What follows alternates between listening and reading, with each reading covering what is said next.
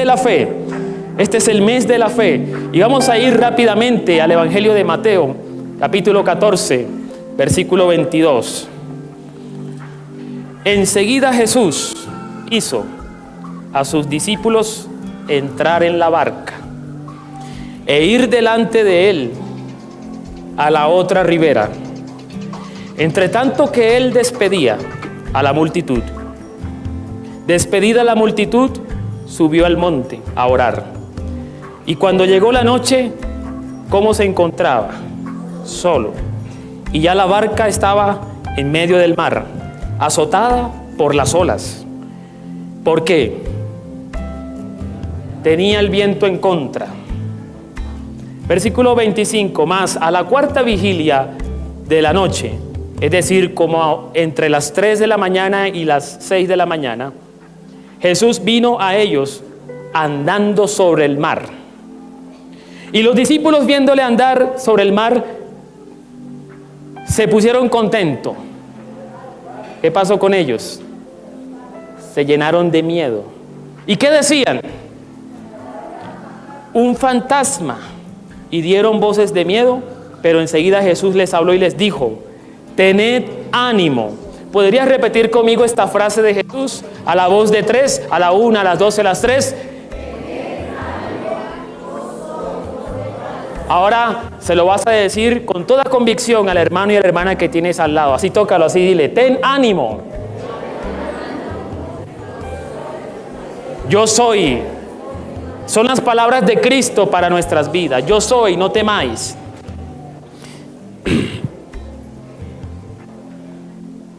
Versículo 28. Entonces le respondió Pedro y dijo: Señor, si eres tú, manda que yo vaya a ti sobre las aguas. Y él dijo: ven. Y descendiendo Pedro de la barca, andaba sobre las aguas para ir a Jesús. Pero al ver el fuerte viento, ¿qué pasó otra vez? Tuvo miedo y comenzó a hundirse y dijo: Señor, sálvame. Al momento Jesús, extendiendo la mano, asió de él y le dijo: hombre de poca fe, ¿por qué dudaste? Y cuando ellos subieron en la barca, ¿qué pasó con el viento? Se calmó. Entonces los que estaban en la barca vinieron y le adoraron, diciendo: verdaderamente este es el Hijo de Dios. Esta es la segunda ocasión, no es la primera vez. Ya en Mateo capítulo 8, versículo 23 al 27, ya había ocurrido algo semejante. Pero hay una diferencia entre la primera y esta, la segunda. En la primera, Jesús está con ellos. ¿En dónde? En la barca. En la segunda, ¿dónde está Jesús? Está en tierra firme. Y mientras tanto, los discípulos están en una barca, sufriendo una tempestad, un oleaje fuerte que los llena de miedo. Quiero decirte que nuestra vida en Cristo se asemeja a una barca. Nuestra vida es como una barca, una embarcación que sigue la orientación de un capitán de la embarcación. ¿Cómo se llama nuestro capitán? Jesucristo. Pero ¿qué pasa cuando en nuestra embarcación Jesucristo, el capitán, no está?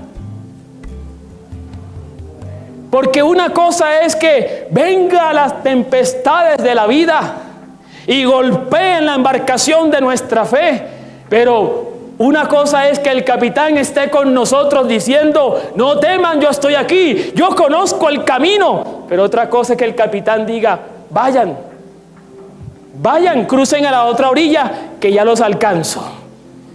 Y los envió solos. Eso es lo que está pasando en este pasaje que leemos.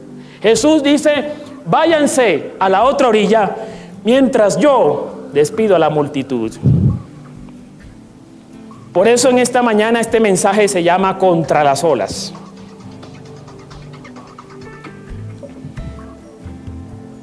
No es fácil navegar contra la corriente. En el momento en que tú decidiste montarte en la barca de la fe, nuestra fe es contraria a este mundo y andamos como una embarcación que, habiendo obedecido la voz del capitán, nos enfrentamos contra este mundo.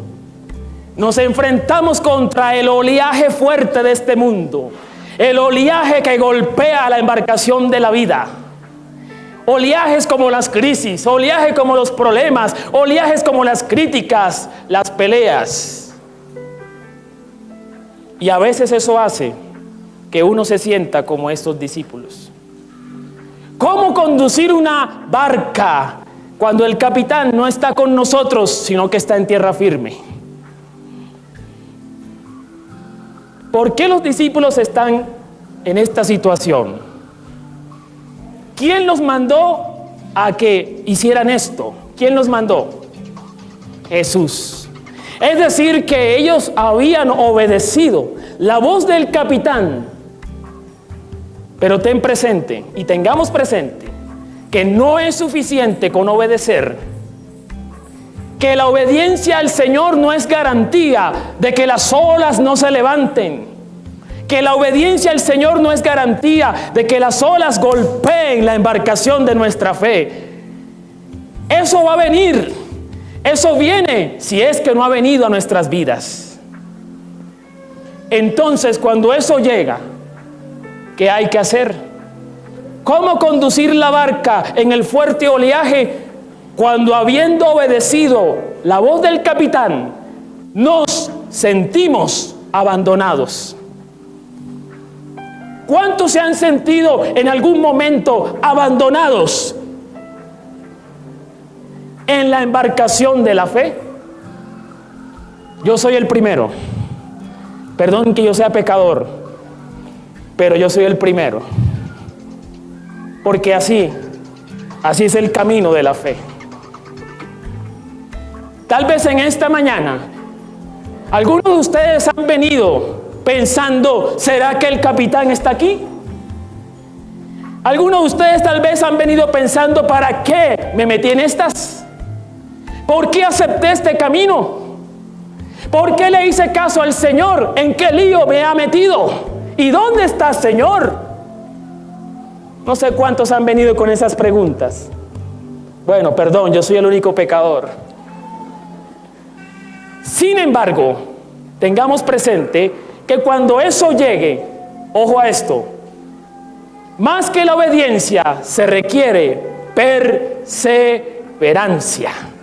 Repita conmigo, perseverancia. Perseverancia. Los discípulos, cuando llegó el oleaje, estaban dele, pero como iban contra la corriente, no habían avanzado mucho. Así que llegó la fatiga, llegó la angustia y llegó el miedo. ¿Cuántos se han sentido así en algún momento? Tanto luchar y sentir que no hemos avanzado. Tanto remar y sentir o darnos cuenta que por causa del oleaje solo hay cansancio y fatiga en nuestra vida. Solo hay preguntas. ¿Será que estoy en lo correcto? ¿Será que voy por el camino correcto? ¿Será que vale la pena seguir a Cristo, obedecer la voz del capitán? Pero hoy viene el maestro a decirnos, sigue remando, persevera, porque como dice la Escritura, el que persevera alcanza la victoria en Cristo Jesús. Lo primero que hay que tener en cuenta es que tenemos que perseverar a pesar de la adversidad de la vida. Dice la Escritura, por allá en el libro de Habacuc, cuando el profeta se sentía de la misma manera como estos discípulos, el Señor le dijo al profeta Habacuc, escribe lo que te voy a decir. Ten presente, Habacuc, que el justo por su fidelidad El justo por su perseverancia, el justo por mantenerse firme en la fe a pesar de, vencerá. El justo por su fe vivirá. Lo que el Señor nos manda, lo que nuestro capitán nos manda es a seguir perseverando hasta llegar al puerto seguro, hasta llegar a la otra orilla. En el libro de Apocalipsis hay mensajes para aquel que vence, para aquel que persevera. Apocalipsis 2:7 dice: al vencedor le daré de comer del árbol de la vida. Apocalipsis 3:5 dice: al vencedor se le vestirá de vestiduras blancas y no borraré su nombre en el libro de la vida. Apocalipsis 3 versículo 12 dice: al vencedor yo lo haré columna de mi templo. Apocalipsis 3:21 dice: al vencedor yo le concederé que se siente en la gloria, en el trono de Dios. Hay promesas para el que persevera. Porque una cosa es cuando uno lucha, persevera y persevera, pero no tiene fe. A la perseverancia hay que agregarle la fe.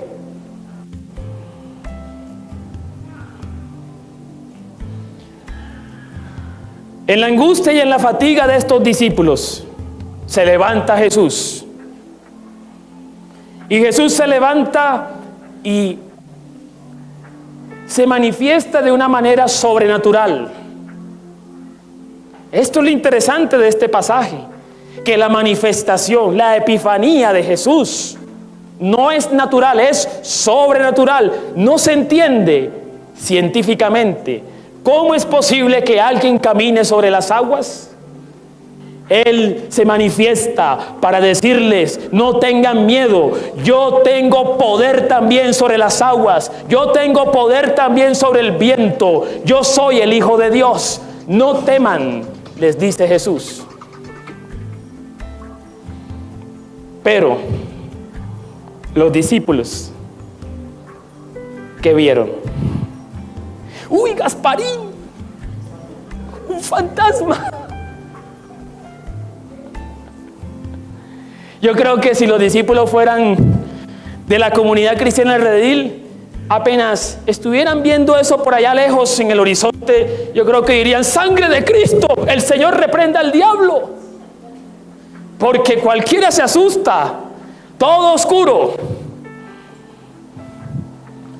y solo se ve a alguien caminar. Pero mire lo interesante, mis hermanos y hermanas.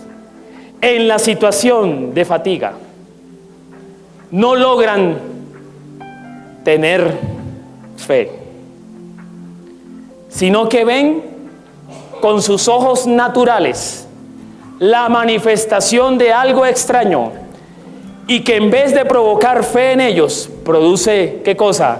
Miedo. El miedo ahoga la fe. El miedo es propiamente natural en el ser humano, pero sobrenaturalmente el Señor da la fe. La fe es sobrenatural. Siempre pongo este ejemplo del vaso con el agua a la mitad. Algunos ven el vaso medio vacío y otros lo ven que se está llenando. Unos ven que se está vaciando y otros ven que se está llenando. El miedo nos hace ver el vaso que se está vaciando, pero la fe nos hace ver que aunque falte, el vaso se está llenando. En este momento, en la angustia de los discípulos, viene la manifestación de Jesús. ¿Y por qué Jesús se manifiesta de esa manera? Pregunta: ¿qué es lo que está provocando miedo en los discípulos? El oleaje. Entonces, ¿cómo es que Jesús camina sobre las olas? Como diciendo: aunque tengas miedo, yo tengo el poder sobre eso. Yo tengo el poder sobre eso. Yo camino sobre las dificultades, yo camino sobre los problemas de la vida, yo camino sobre las adversidades. Tengan fe, no teman, no tengan miedo. Luego les dice, tengan ánimo, sigan perseverando, porque no están solos. El capitán no se quedó en tierra firme, el capitán va sobre las olas también. Jesús revela su poder, pero los discípulos creen que esta aparición es un fantasma. La superstición judía de aquel entonces consideraba que si había alguna manifestación paranormal en las aguas, era una premonición de la muerte, era un presagio de un mal momento. Por eso se llenan de miedo, creen que van a morir. El miedo no les permitía ver a Jesús, hasta que Jesús tiene que hablar y decirles, hey muchachos, yo no soy Gasparín, yo soy Jesús, el Hijo de Dios. No tengan miedo, cobren ánimo. Entre ellos hubo alguien que levantó su voz. Pedro entonces se levanta y le responde a Jesús. Y le dice, si es verdad que tú no eres un fantasma, haz que yo camine sobre las aguas y me acerque a ti. Entonces Jesús le dijo, hágale, trato hecho. Pedro entonces desciende de la barca y comienza a caminar sobre las olas. Pero él no camina por sus propias fuerzas. Él camina mirando ¿a quién? Mirando a Jesús. Y mientras miraba a Jesús y mientras caminaba con perseverancia en el oleaje se hacía más fuerte hasta el punto que lo distrajo. Y comenzó a quitar la mirada de Jesús. Comenzó a mirar ¿a dónde? Comenzó a mirar el oleaje. Entonces perdió la fe.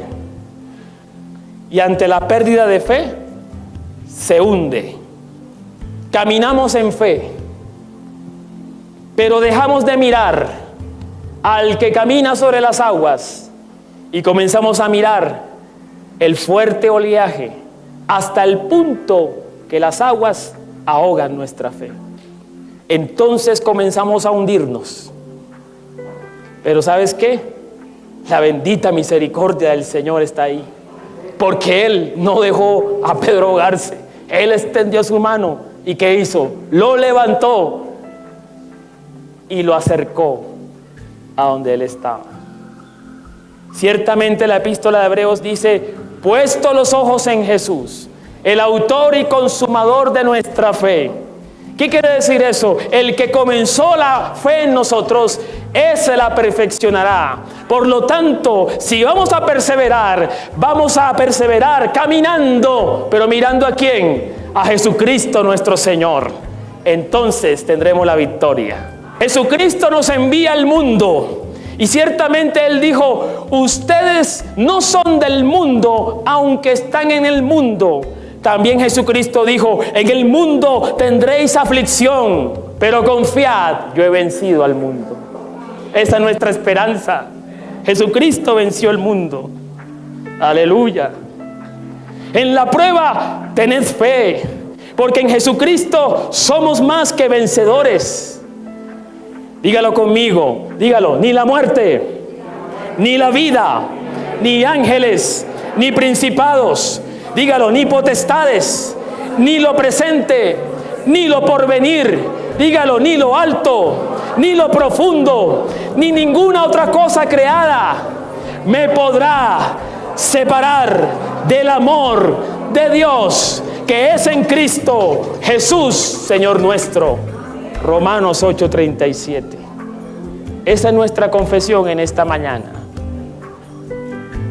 Escuchamos el testimonio de un hermano de nuestra congregación llamado Carlos. Ya es una persona adulta. Él llegó a esta iglesia porque, escuche bien, tenía cáncer de colon. siempre se sentaba más o menos en esta zona, en la parte de adelante o en la mitad. Cuando me lo presentaron, al terminar el culto, yo estreché la mano con él y le dije: mucho gusto, bienvenido a la congregación, pero él no me soltaba, me tenía así y me dijo: pastor, ore por mí. Yo no sabía, pero cuando yo me acerqué a orar por él, entonces él me jaló y me abrazó y me apretó. Entonces yo sentí esa necesidad y comencé a orar por él. Padre, sánalo. La oración fue tan intensa que mis lágrimas corrieron. Y cada domingo que lo veía, de una u otra manera buscaba la manera de orar por él. Y cada vez que me acercaba a orar por él, me jalaba y me apretaba, como los discípulos diciendo: sálvanos. El domingo pasado, al terminar el culto, me buscó y me dijo: pastor, no sé cómo explicarlo, pero fui a hacerme el control como de costumbre y los médicos no hallan nada. Llorando me lo dijo.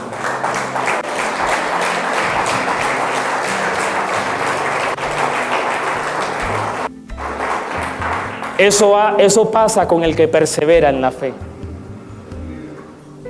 Jesucristo es real.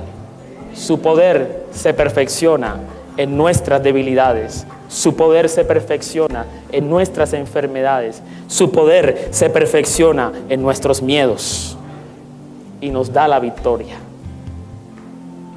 Cuando ocurrió tal manifestación,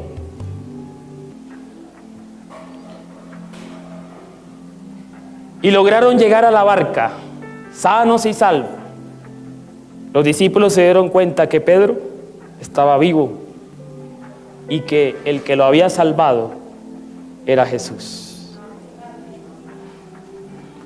¿Sabe qué hicieron entonces? Adoraron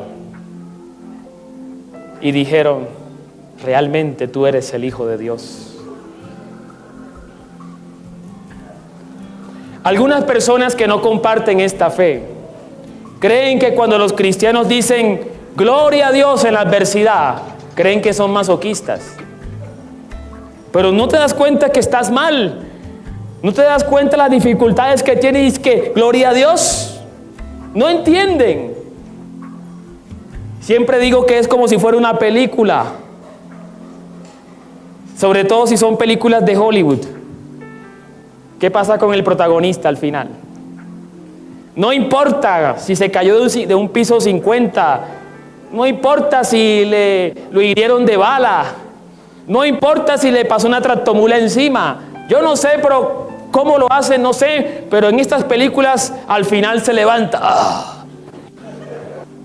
¿Cuánto más nosotros que estamos en Cristo Jesús?